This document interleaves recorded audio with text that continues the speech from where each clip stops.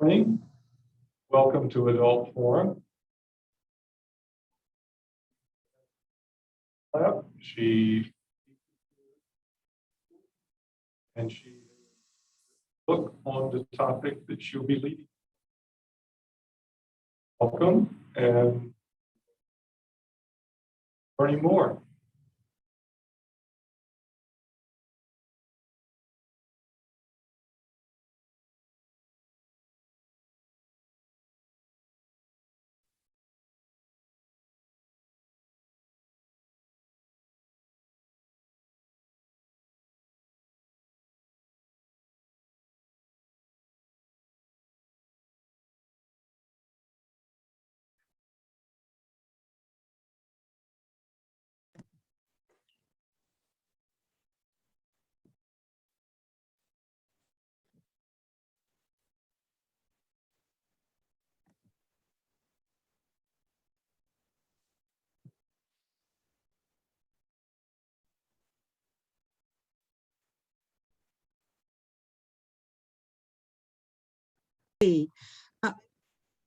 Okay, very good.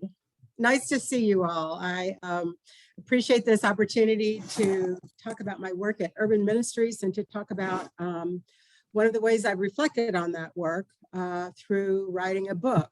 So I'm going to just tell the story by starting my slides. Here we go. Let's see, share screen.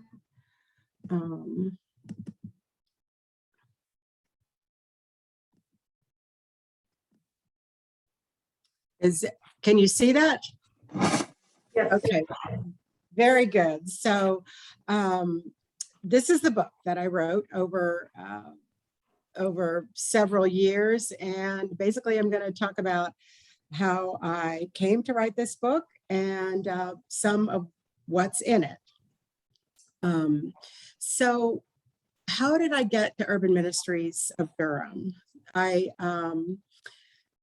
had been teaching at Duke Divinity School, the arts of pastoral care, and realized, I've been doing that for a number of years, and realized that I needed to get closer to actual caregiving, that if I'm going to teach students how to do pastoral care, I need to be engaged in doing pastoral care myself.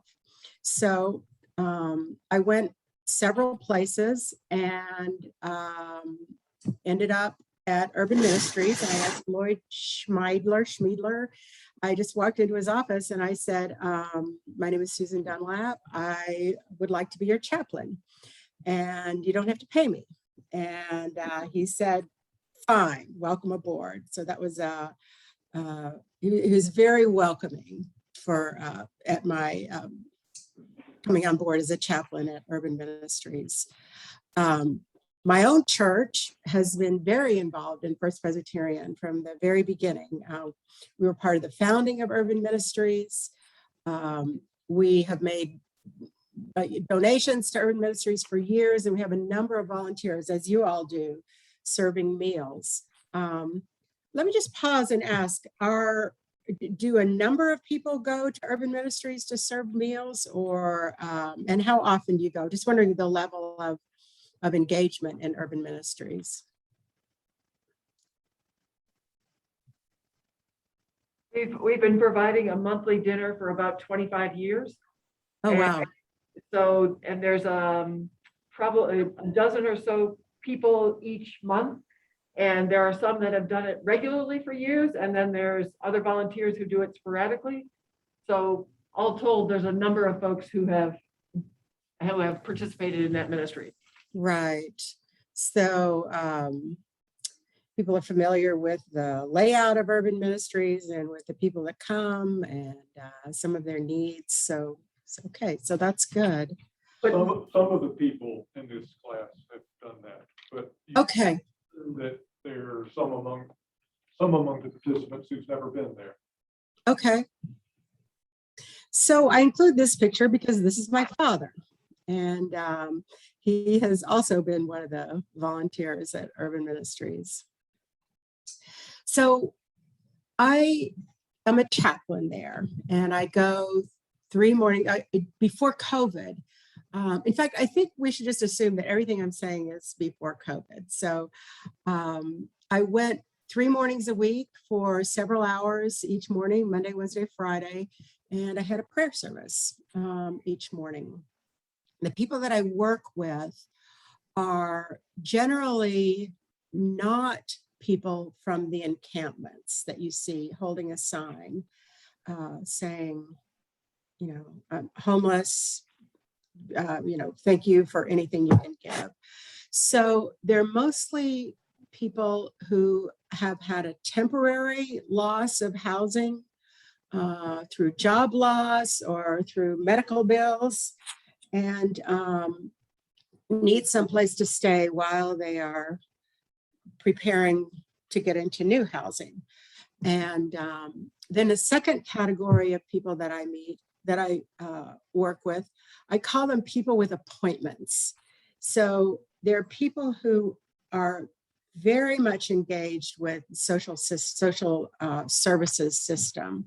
And they have an appointment with a social worker, then they'll have an appointment with a healthcare worker, then a mental health care worker, a job, someone who's trying to find a job for them. And they're in and out of housing, couch hopping, as you may have heard of. They heavily kept connected to social services. Then, as I said, a third category of people, the people who work who live in the encampments, who are chronically without a home, for 2 or 3 decades. Those are generally not the people that I work with at Urban Ministries, but I do see them from time to time. So the population that I worked with at Urban Ministries that I based this book on is they're not all homeless people in Durham. In other words, not all people in Durham who don't have homes. That's not my research population, nor is it even all people at Urban Ministries, and nor is it even all people of faith at Urban Ministries.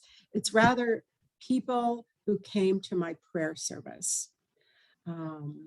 And who I got to know in that way and had conversations with. And they're 90% of the people who are involved in my ministry are African American.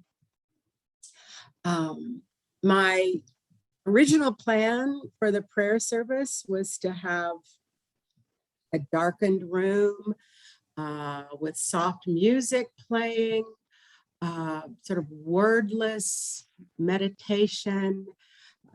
Maybe someone might give 2 or 3 word prayer, sort of a taizé model of worship. But instead, what I think is almost miraculous is people came to the service and brought their own forms of religion. In other words, they did not defer to this setup that I had created, but they brought their own practices of testimony, preaching, formulate prayers such as, I want to thank God for waking me up this morning. He didn't have to, but he did. Singing from a largely Southern Black evangelical tradition. So the flavor of the prayer service quickly shifted, really to my delight. And one person has spoken of people who are staying in homeless shelters as people in exile. And he has described them as parallel to refugees who come to the US, people in exile, who bring their religious forms with them. And so that's a little bit of what I experience is people in exile from home, from community, from their churches, bring their religious forms with them to the shelter and to the prayer service. So here's what people read and that draws them into the prayer service. This is our publicity. We meet every Monday, Wednesday, Friday at Urban Ministries. And the invitation is to light a candle and say a prayer. And then at the bottom, you see everyone is welcome, whether you're Baptist, Pentecostal, Methodist, Catholic, Jewish, Hindu, Buddhist, from another tradition or from no tradition, or have not yet decided, you are invited. So it's clearly a non-sectarian invitation. And it's clearly not meant to persuade anyone to change from one religious position to another.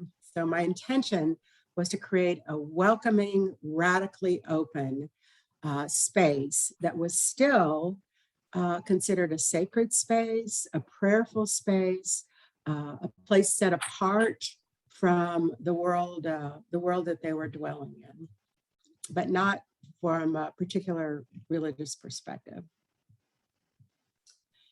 And one of the things I noticed was the forms of religious expression, the forms of worship that people brought in. And I noticed that there were a lot of sayings and proverbs that came in, that people brought to the service.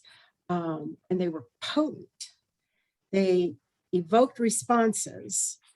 And I realized that my religious world, we generally want explanations for things. We want explanations for how God works in the world. We want explanations about how there can be suffering and an all-powerful God. But what was potent for them and powerful for them were these sayings. And so here's one handout that a woman that I worked with, she would bring these handouts practically every week for a long time. She was a woman who just wasn't homeless herself, but she ate at Urban Ministries. And she came up to my office one time and said, I would like to be your helper. So she and I and one other person have been leaders of the prayer service.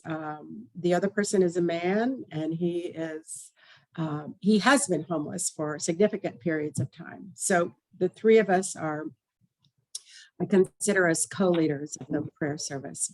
So she brought these papers in, and you can see it's pretty rough hewn, obviously handmade.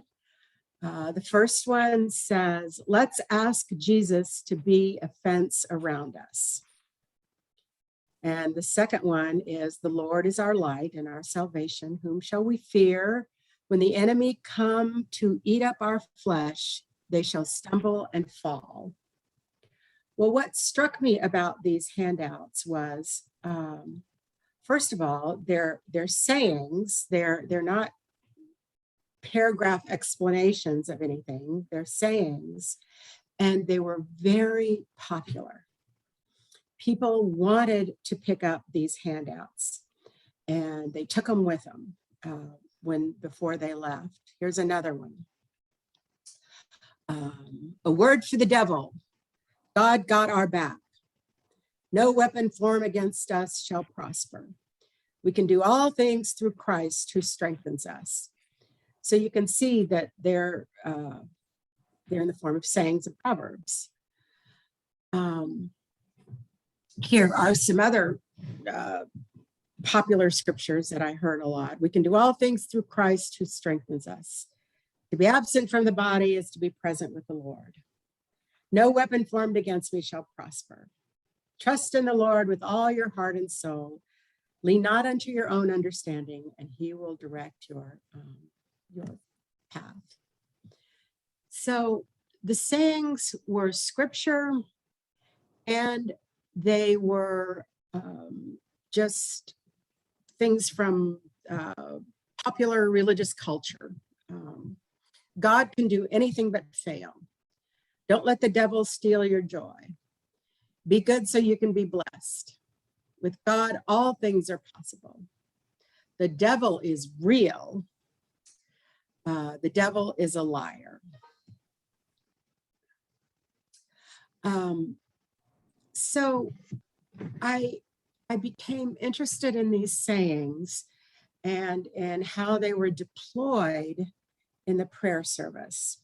And here's an example of one time when the saying was deployed very effectively. So I walked into the cafeteria at Urban Ministries one time, and there was a man sitting at a table that I know, and he has a significant speech impediment. And I said, "Oh, hi." Let's call him Henry. "Hi, Henry, how are you?" And he said, nephew. And he held up a church bulletin. And it was the funeral service for his nephew. And I found out that he had died in a house fire.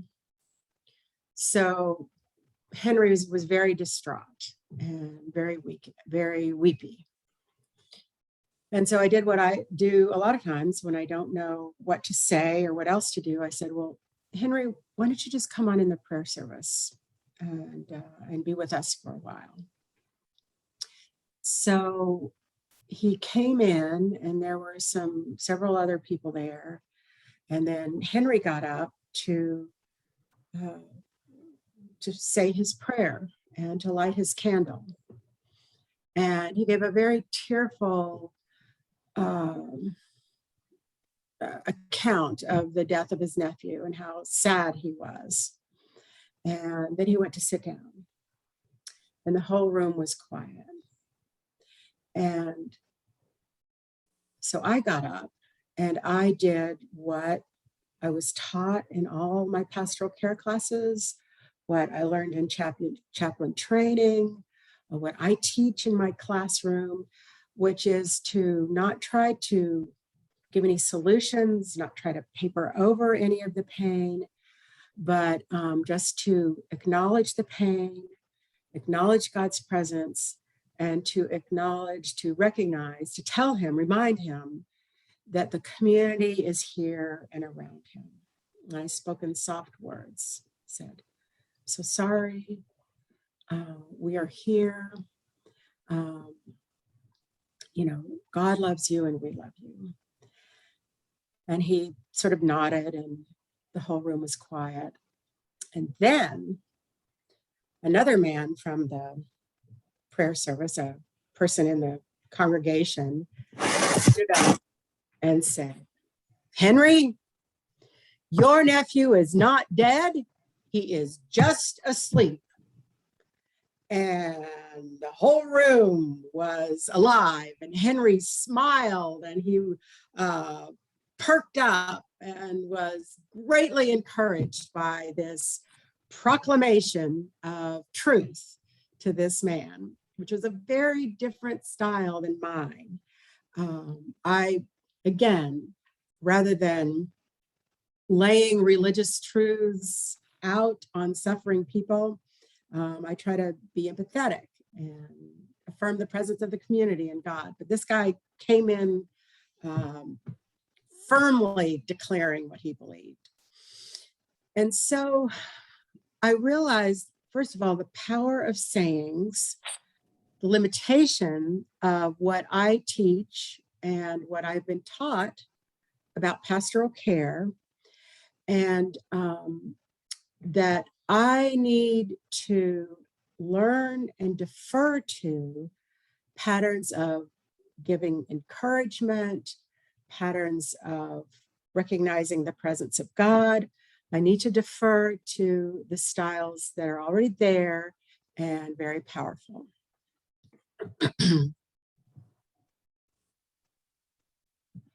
So I talked in a while in the book about these forms and how important these forms are, and how the form of the delivery, say as a saying, or as a testimony, or as a certain kind of formulaic prayer, was intrinsic to the power of the content.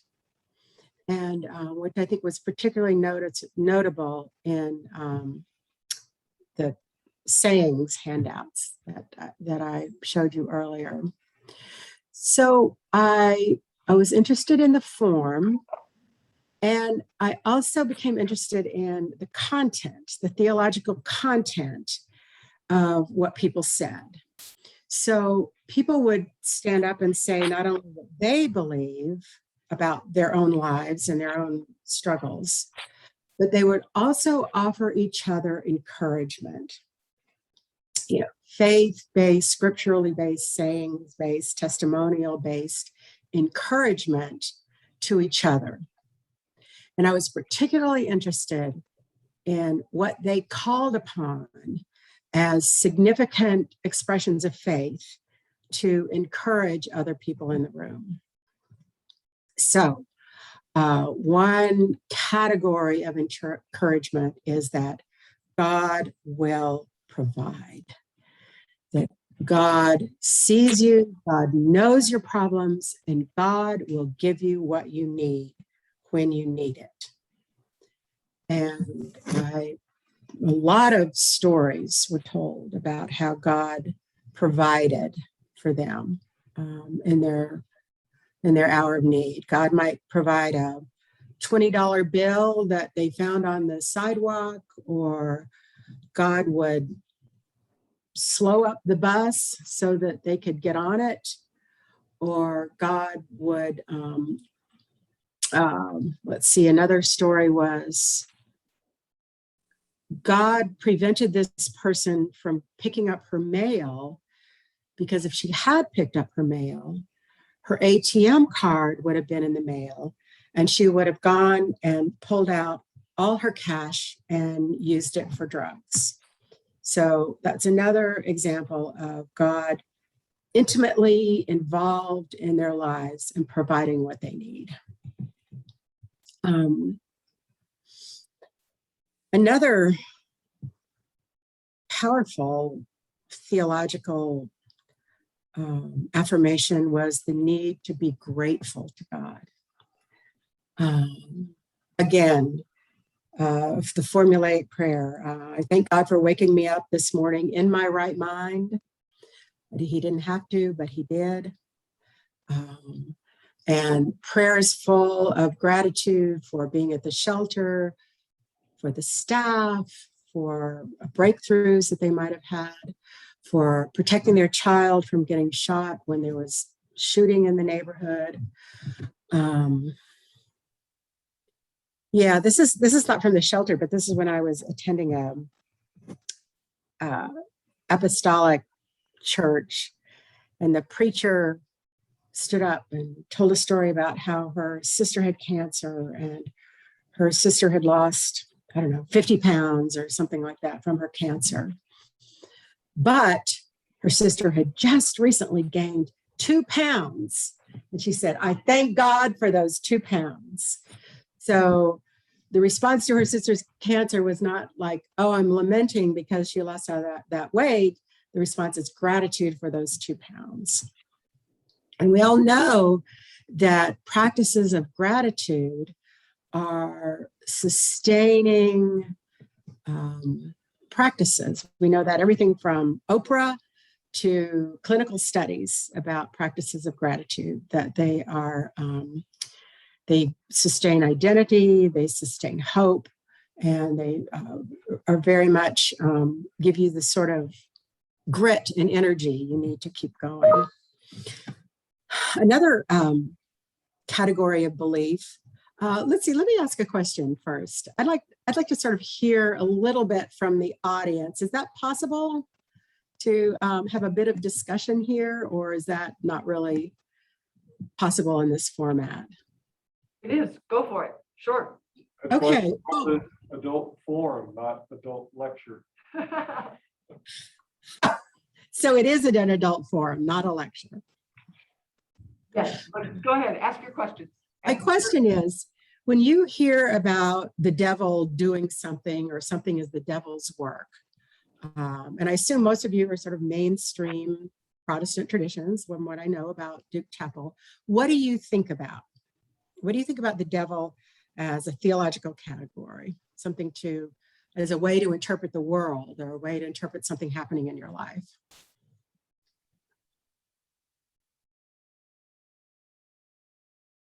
Folks, just unmute yourself and go ahead and respond.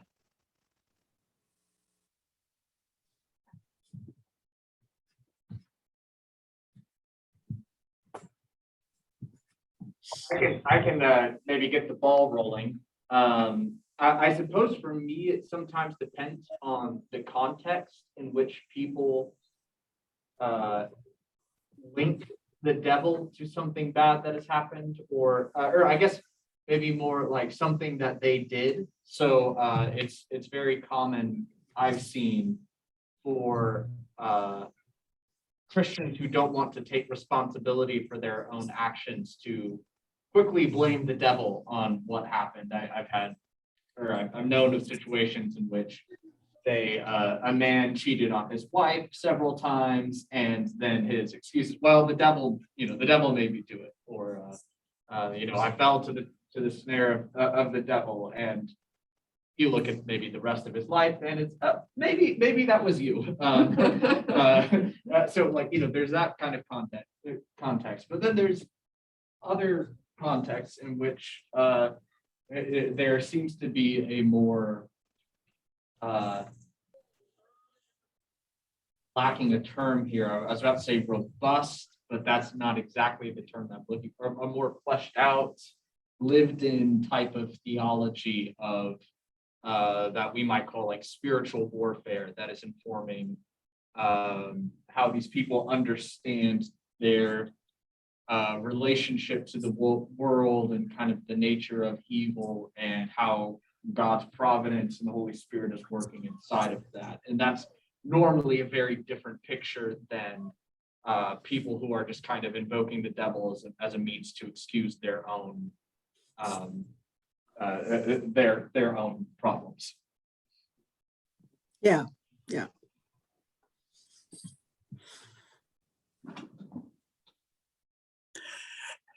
And my reference point is dealing with what Jesus said in John 10, that he's a thief who comes to kill, steal, and destroy. And then in Peter, that he walks around seeking whom he may devour, that you stand strong in the faith.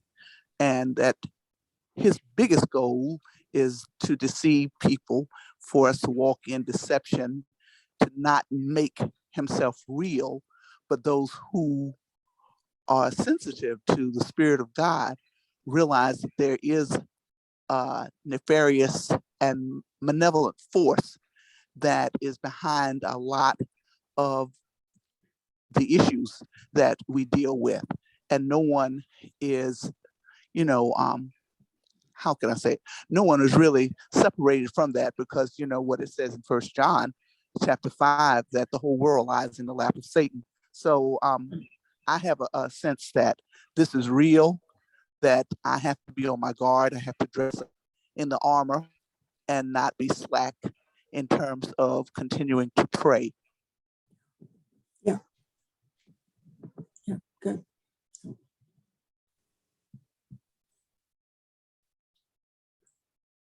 Well, you all have both spoken my thoughts as well. That we do have, many of us do have impulses, internal impulses to hurt each other, to fail to live up to God's expectations, the loving expectations of people that we love, and it is powerful. And to rebuke those impulses, get thee behind me, can be a way to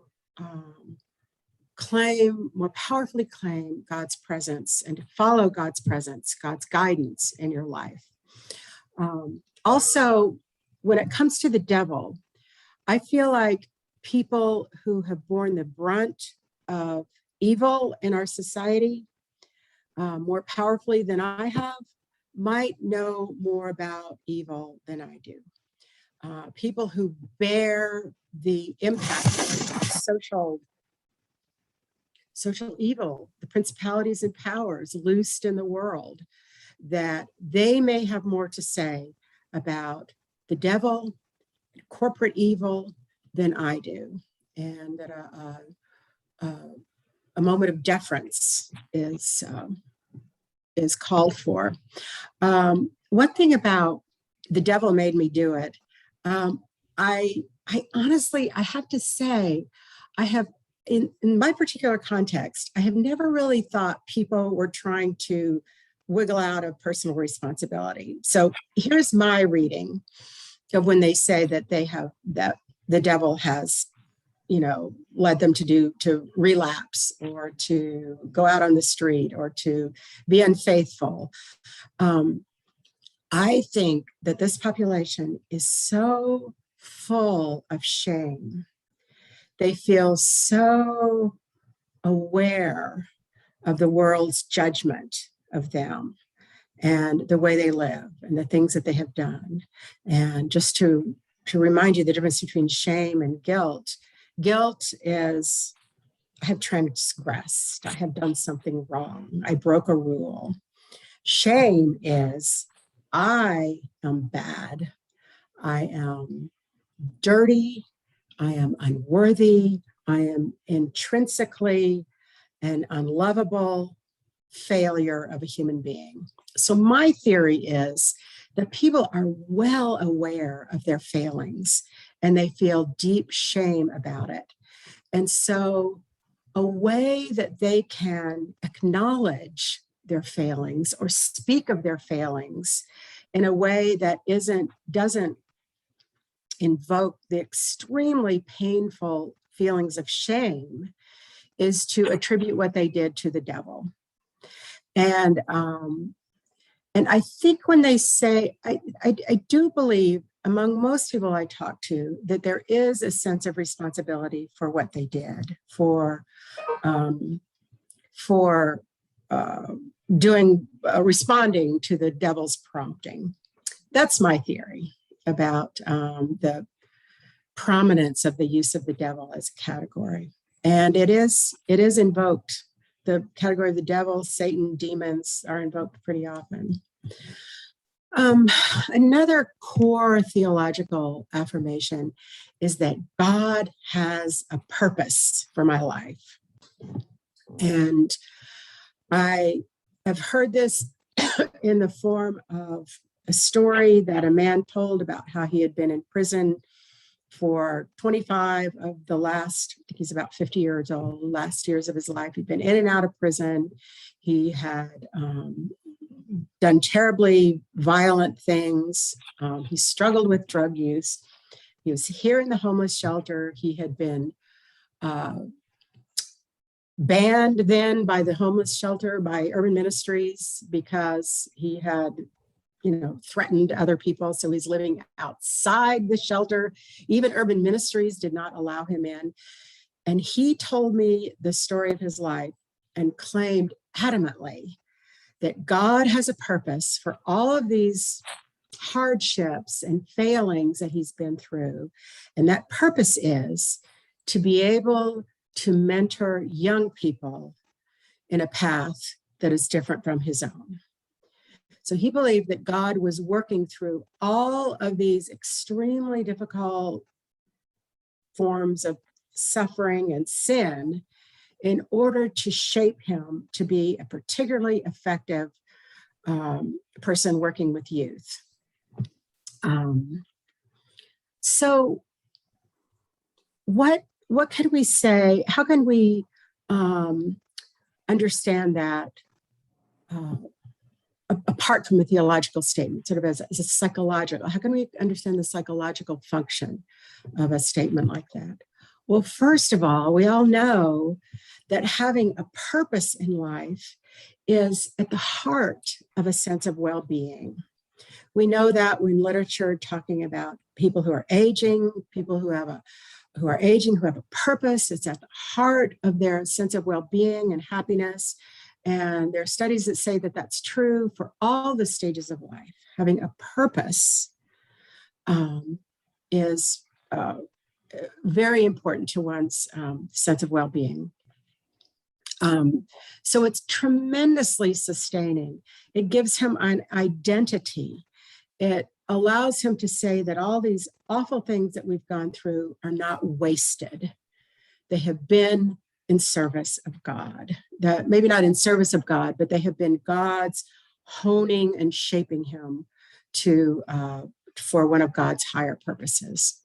I hear that a lot, that God has a purpose for their for all that they've gone through. So I have come to understand many of the people in the prayer service as practical theologians, and what they talk about as a form of practical theology. So in what sense is it practical theology? Well, there are people who are more skilled at practical theology than others, and one of their skills is their ability to pair an appropriate belief or proverb with the present situation, with the present dilemma or form of pain. That apt interpretation of what they're doing, a fitting interpretation of whatever their dilemma or pain is a form of practical theology. The ability to bring the tradition's affirmations of who God is, the human dilemma, the nature of the world, with what is happening here and now in Durham, in my life, in my church, in the present moment. That's what practical theology is.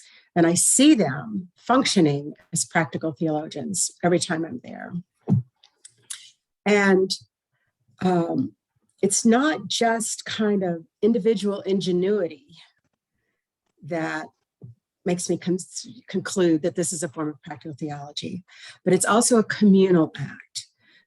Once an utterance of a fitting saying to a particular situation, once it's been uttered, then the community affirms it or not verbally. So either it will be, this utterance will be met with silence and, ignoring it, or you will hear the response of the people saying, yes, yes, yes, and adding on to it, and praise God. And so then the practical theologian is encouraged in further theological thinking there at the moment. So it's a circular process of practical theological thinking. Would it be convenient to ask a question? A question? Yes. My question? May I ask a question? Oh, of course. Yes, yes, please do. Related to these last two slides, I noticed there is, well, in the vein of how you observe people who have it well, say the top 10%, top 1%, it'd be sort of surprising for a lot of those folks to have a well-developed sense of the devil, because somehow life and they have gotten along quite well. They don't worry about that too much, maybe.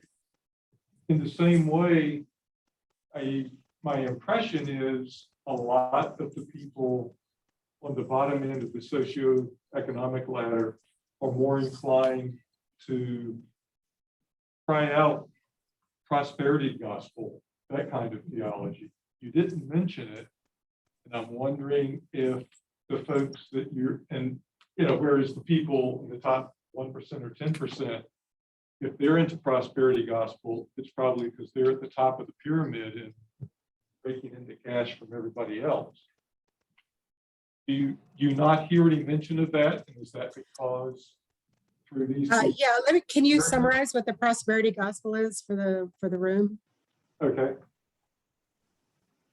Are you asking me to? Yes, I'm asking you to. I would not claim to be anything other than a spectator of this, but it's trust in the Lord and he'll provide, but, not in the little way. It's, if you give me half of your paycheck in this week's offering, you win the lottery next week. That kind of extreme materialistic promise of wealth. That's my impression from afar. Right. God rewards the faithful, which parenthetically can mean people who give a lot of money to my ministry, with further material goods. And likewise, if you're not faithful, if you don't contribute to this ministry, then you will not do well financially, materially. I hear that sometimes. Yeah, I hear it sometimes.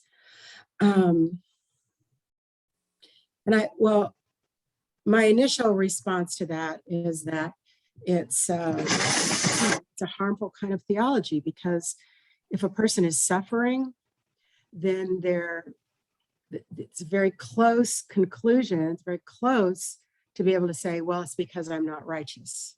My suffering is my own fault. I brought this on myself. And similarly, for people who are doing well materially, can conclude, well, it's because of my righteousness. It's because of my goodness, my hard work. And we all know that that does not fit with what we understand about social injustice in the world, that there's enormous wealth gap, and it doesn't all have to do with individual righteousness and hard work. So that's my critique of the prosperity gospel. But I'll say two things about why I think it might be, why it might endure as a sustaining form of theology in this community. The first one is, among people who feel very, very, very powerless, who are denied almost all of the goods of human life, whether it's material or a family or a church, to have the feeling that they have some power to accrue material goods or to get what they want feels good. So they feel like if they are told, if you do this, then you will get that good, that feels good. It gives them a sense of some agency and efficacy, even just for that moment. Does that make sense, first of all?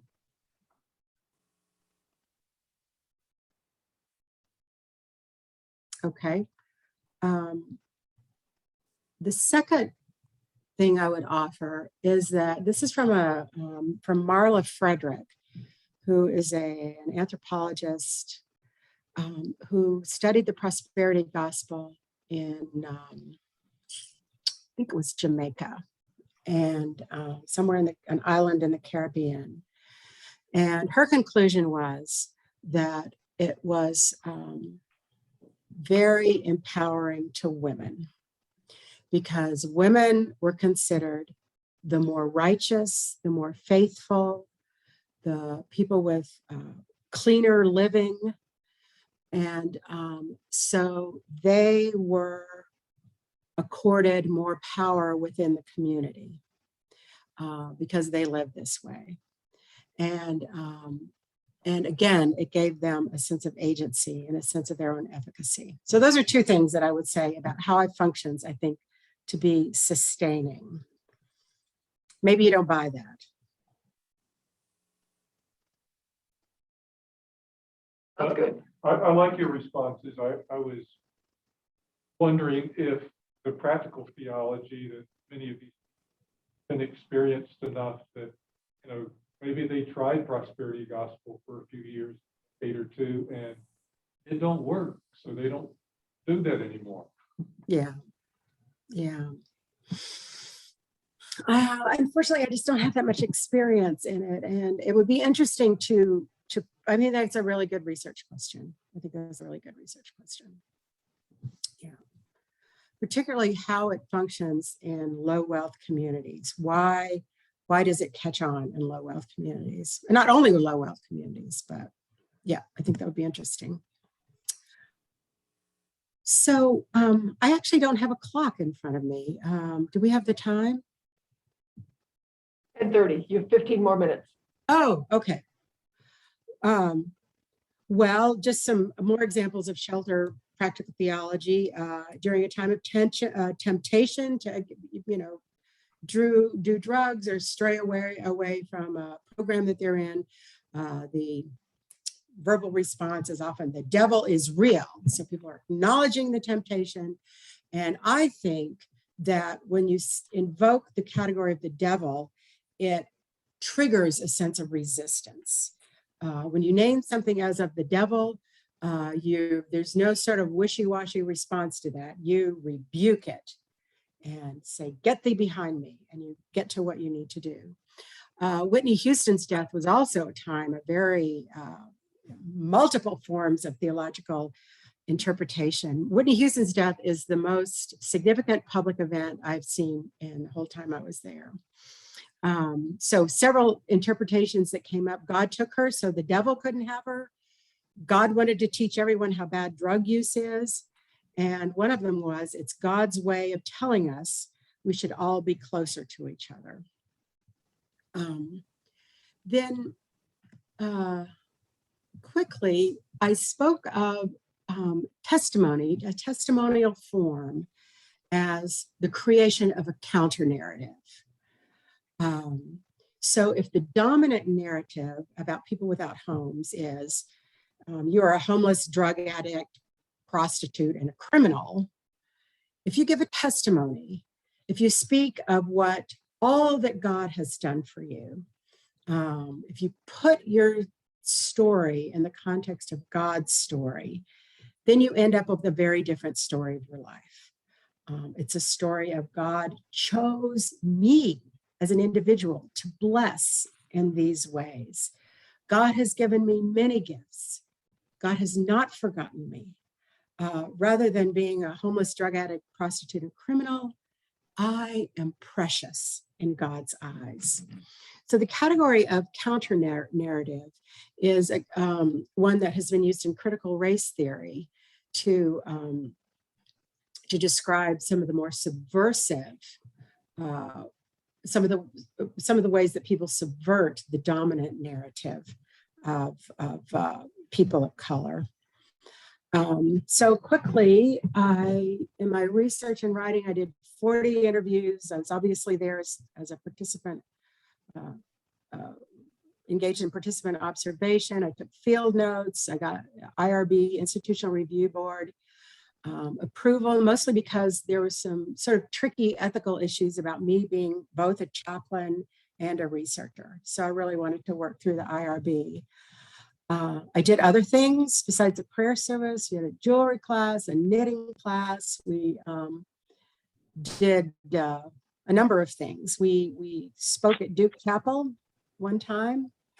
A couple of people, so I think about 4 people came and participated in worship one time. Carol, I know you remember that.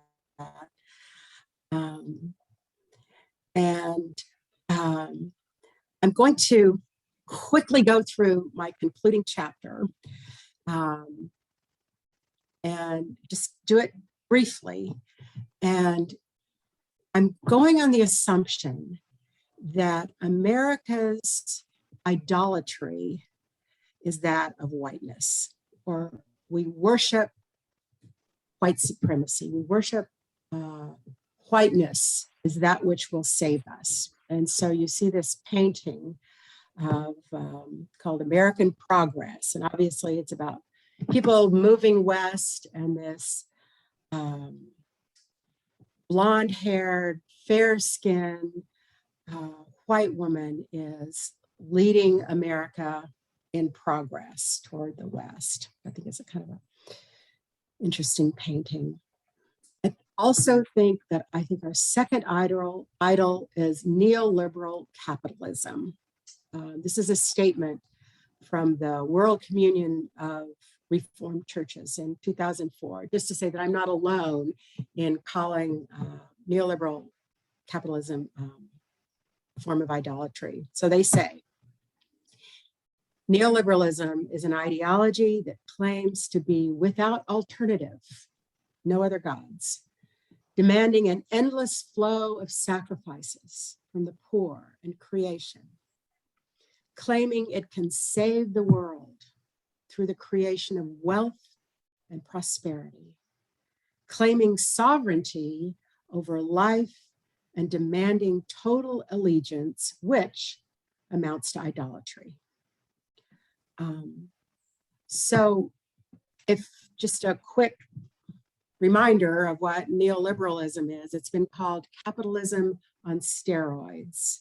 That if classical capitalism in sum is the government adopts a laissez-faire attitude toward the market, then in neoliberal capitalism, the government is the handmaiden of the market. So the government passes laws, social policy that crush unions or that weaken environmental regulations or safety regulations. The government cuts social services, cuts taxes on the most wealthy. And so that in sum is what neoliberalism is.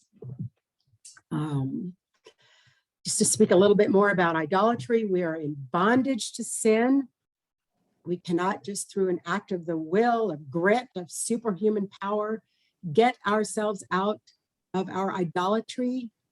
The fact is, the truth is that only God can save. And I stand with liberation theologians and others is that God is with the poor and to be found among the poor in a unique and powerful way. This is one theologian. Unless we place ourselves alongside the poor, unless we look at reality through their eyes, we are unable to see, recognize, or worship the God who walks with the poor. Conversely, if we lack such a practical solidarity with the poor, the God in whom we believe and whom we worship will necessarily be a false God, an idol of our own making. So what I want to get through this. Let's see. My conclusion is that I believe if we are to loose ourselves of our idolatry, our worship of idols of white supremacy and neoliberal capitalism, that we must draw near to the poor, because the poor know what it is to draw close to God, to, not all of them, not everybody, I don't want to idealize this situation, but it's a form of faith, a form of being religious, coming the form of religion that emphasizes dependence on God, because there's nothing else. There's nothing else that's going to save them but God. And so as we learn that form of dependence on God and God alone, the power of our bondage to idolatry is weakened. The power of our bondage to idolatry is weakened. And that's the final argument of the book. So I call for proximity to the poor. We cannot create justice without getting close to the places where injustices prevail. We have to get proximate. So I like this picture of a Last Supper, which looks like a bunch of people at a shelter. So I threw out a lot of sort of material, abstract material there at the end about idolatry and loosening the bondage to idolatry as we draw close to the poor who know how to depend on God and God alone. We can learn from that kind of faith. So that's my conclusion. So are there any comments or questions or?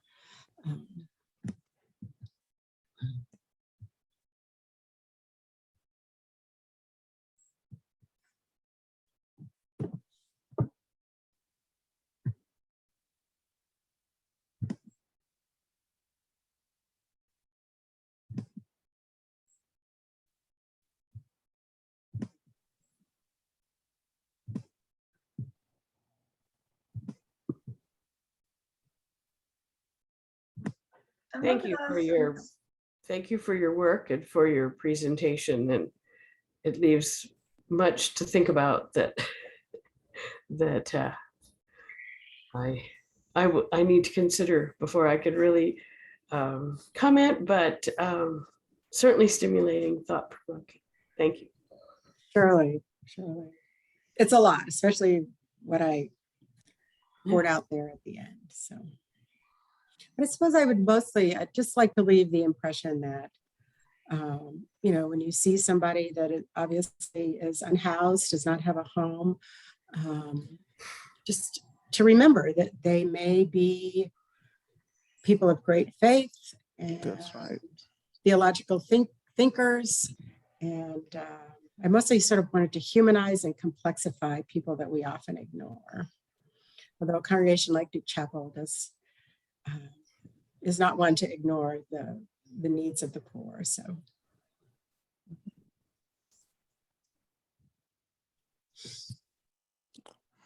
I appreciate this so much, Susan. It makes me think of what Jesus said, in Luke 4, where he said he came to preach the gospel to the poor.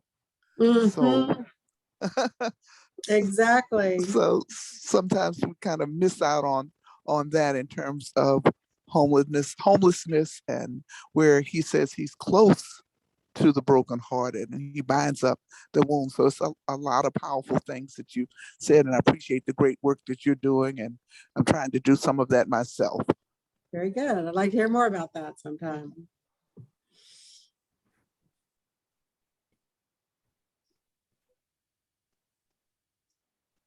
Thinking of the next question or comment, I'll invite you to go ahead and unmute yourself and express your appreciation to Professor Dunlap.